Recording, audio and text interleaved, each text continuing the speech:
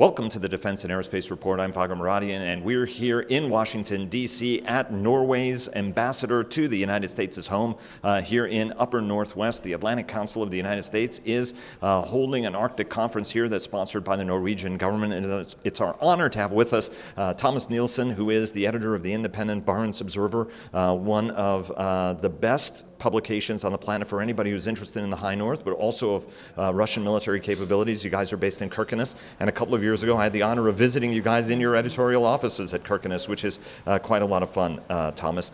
From a Washington perspective, you gave a really great presentation here on what folks in the policy community should know about Russia's behavior in the high north and how the high north is changing. Let's first start with Russia's behavior. Talk to us about the nuances about how Russia is behaving. Some of it appears very clumsy. There's a lot of weapons development that's involved. There's a lot of disinformation as well. Talk to us about how Russia is behaving in the region. First of all, we should be very aware that Russia is not rearming the Arctic or doing an arms race in the Arctic because of the Arctic itself. Russia has its ballistic missile submarines based on the Kola Peninsula, and the Kola Peninsula happens to be in the Arctic. So one of the main importance seen with Russian eyes is protecting their ballistic missile submarine, whatever it takes. And that is the reason why we now see new military bases coming up again in the same locations as they were during the Cold War. That is Novaya Zemlya, Franz Josef Land, and on the Kola Peninsula. Russia know that they are not strong enough to do a long-term battle or fight or war scenario with NATO or a bigger European allies group of countries. But Russia has the advantage of having nuclear weapons, and they also have the advantage of thinking how to strike first. And talk to us about some of the new weapons developments and also some incidents that have happened. There was a Burevestnik test, although some analysts think that that was a space battery that failed. You know, talk to us about some of these weapons developments and what they mean for the region, because the submarine that the deep sea nuclear submarine Russia uses to chart the undersea floor also suffered a very devastating fire not very long ago. Yeah, we are seeing that Russia is not only using the Arctic to protect its ballistic missile submarine and rearming it with new cruise missile with longer range and more precise weapons and so on, but Russia is also now more and more using the Arctic to develop new kind of weapons. We saw that before the Russian engagement in the Syrian war, that they were testing the cruise missiles, the Kaliber, launched from naval vessels, both submarines and surface vessels, in the Barents Sea before they sailed to the Mediterranean to practice them in Russia's war campaign in Syria. But what is more scaring is these new weapons of mass destruction. That is the new legs of the nuclear triad, or what formerly was a triad with the Air Force, the silo-based missiles, and the submarines, that they now actually are not only thinking about, but actually testing and building nuclear-powered cruise missiles with unlimited range. And those are tested in the eastern part of the Barents Sea and near Archangel in the White Sea. And we have seen now over the last 7 months that there have been two very serious accidents involving nuclear reactors. One was a crashed Burevestnik missile that they tried to lift it from the seafloor, and it exploded. 5 people, 5 experts, were heavily contaminated by radiation and died after a few days. And then in last August, in July last summer, also an accident with deep sea diving nuclear-powered special purpose submarine very close to the border to Norway. And of course, for me, living in the high north, for us reporting in the Barents Observer for this area, we get a bit scared when we see that they are actually testing such kind of weapons and that things go bad and that radiation is released.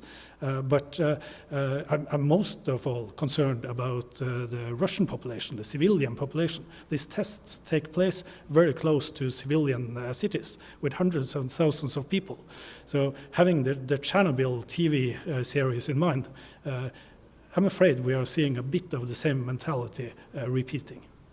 Speaking about the same mentality, Russia, for all of its shortcomings, has a remarkably vibrant social media. And after that accident, the nuclear accident that killed people, there was very, very live reporting on social media. Russia had changed its laws, and in fact, your guys' coverage is so good of Russian military that you're one of the only publications that's actually banned now in Russia. Talk to us about Russia's very, very cunning information and disinformation game, and what are the long-term implications of that? What we saw with the accident when they were trying to lift the Burevestnik from the seabed and it exploded was that only a few hours afterwards the TASS news agency controlled by Kremlin sent out a message referring to the defense ministry that yes, there has been an explosion, but there is no radiation leakage at all. And that would have been the end of the story, wasn't it, for all the people in the streets of Severodvinsk and Archangel that with their mobile telephones could document and film that actually the ambulances, the rescue workers were wearing suits to protect themselves from radiation, and that the victims were covered in plastic in order not to contaminate the ambulances. And those videos spread on social media in Russia within 20 minutes, 30 minutes, and after an hour it was worldwide. So then it was very, very obvious that Kremlin was lying, the defense ministry have not told the truth, and that accident were much more severe, more with 5 people killed actually, than the official public version. And that is what we fear now, is that Russia and the defense ministry and Kremlin will try to limit much more of the information flow, not only across borders and internationally, but also domestically in Russia. And of course, for us, Barents Observer, we are the only newsroom in Scandinavia that are publishing in Russian language for thousands and thousands of readers.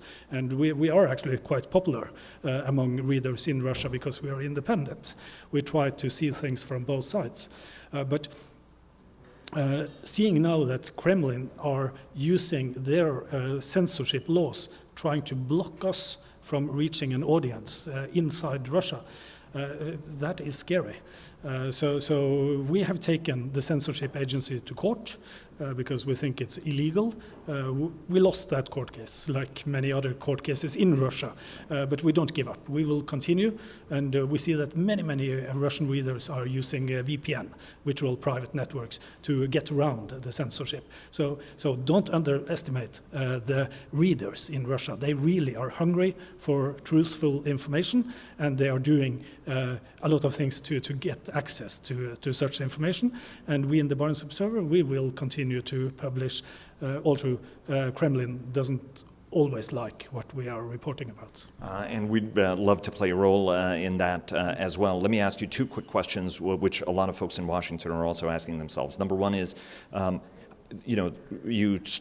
climate change is something that's very real, and there's this sense that there's going to be a rush to the Arctic, in sort of a new Suez Canal or something like that, and you addressed that. What's the reality of climate change, which is very serious, but also what it means for global trade? And I have one more question after that.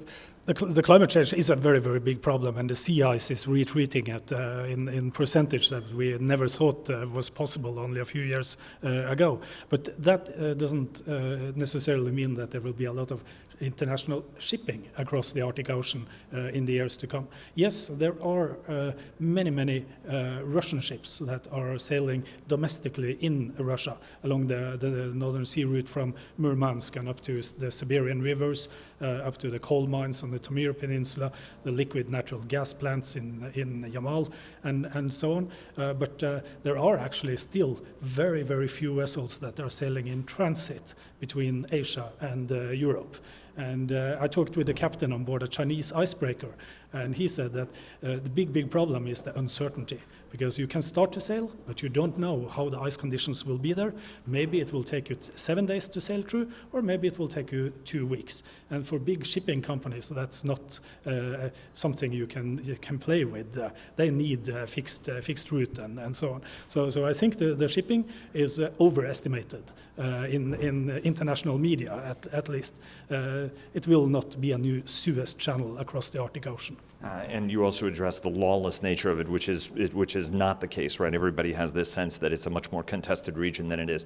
Let me ask you one last question. You mentioned China. You visited Shanghai and talked to actually the captain of the Chinese icebreaker, and there's a lot of concern in Washington about what China's role is in the high north. From your perspective as somebody who studies it closely, what are Beijing's goals? What's the reality? What's the myth about Chinese involvement in the high north? China is a huge country. It's 1.3 billion people. It's a huge percentage of the total population on planet Earth. And of course, China has huge plans for their international engagement. But the Arctic is nothing special. China is not more interested in the Arctic than they are in Africa, than they are in South America and so on. So yeah, I think we will see some Chinese activities, but at least in northern Scandinavia, there is not that much. Thomas Nilsen, who is the editor of the Independent Barents Observer in Kirkenes, Norway. Thanks very much, sir. Thanks very much for your guys' tremendous reporting and efforts. It's always a pleasure reading you, and hopefully one of these days soon I'll get a chance to visit you in Kirkenes and buy you a nice dinner. Sir, thanks very much. Okay, thank you. Very nice.